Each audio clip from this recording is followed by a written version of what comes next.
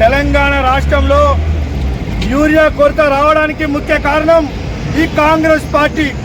ఈ Congress party BRS party మీద, BJP party మీద లక్ష అబద్ధాలు ఆడి ఈరోజు అధికారం ఎక్కి గద్దెనెక్కి లక్షల కోట్ల రూపాయలు దండుకోవడమే ఈ యొక్క రేవంత్ రెడ్డి గారు ఏకైక లక్ష్యంగా పెట్టుకున్నాడు.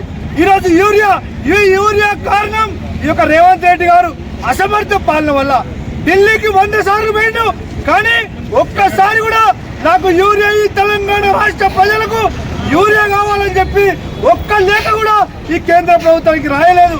మరి 10 లక్షల మెట్రిక్ టన్నుల యూరియా ఈ తెలంగాణ రాష్ట్రానికి కావాలని చెప్పి ఈ యొక్క రేవంత్ రెడ్డి గారు రాస్తే కేంద్ర ప్రభుత్వం స్పందించి 11 లక్షల మెట్రిక్ టన్నుల యూరియాను ఈ తెలంగాణ రాష్ట్రానికి ఇచ్చిందా, ఇవ్వలేదా?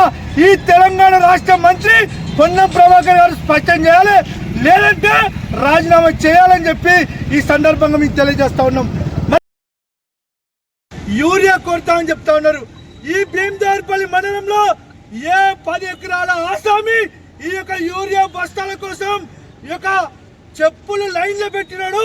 ఒక్క కాంగ్రెస్ పార్టీ 10 ఎకరాల కాంగ్రెస్ పార్టీ నాయకుడు ఈ అంబేద్కర్ స్టాచ్యూ మీద ధర్నా చేయాల్సిన అవసరం ఉన్నది. మరి నిన్న కాంగ్రెస్ పార్టీ నాయకులు మాట్లాడుతూ ఉన్నారు, ఈ యొక్క తెలంగాణ రాష్ట్రానికి యూరియా వాళ్ళ వల్ల వస్తలే, కేంద్ర ప్రభుత్వం మీద వస్తలేని చెప్తున్నాడు. మీరు అడిగిన దానికంటే 1,00,000 మెట్రిక్ టన్నుల యూరియా నరేంద్ర మోడీ గారు ఇచ్చిండ్రా, ఇవ్వలేదా?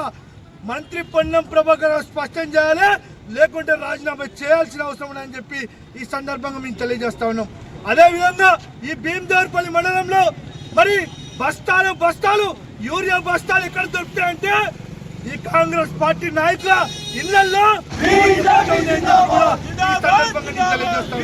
ఎందుకోసం అంటే వాళ్ళు 10 ఎకరాల ఆశం కాదు, ఎకరాల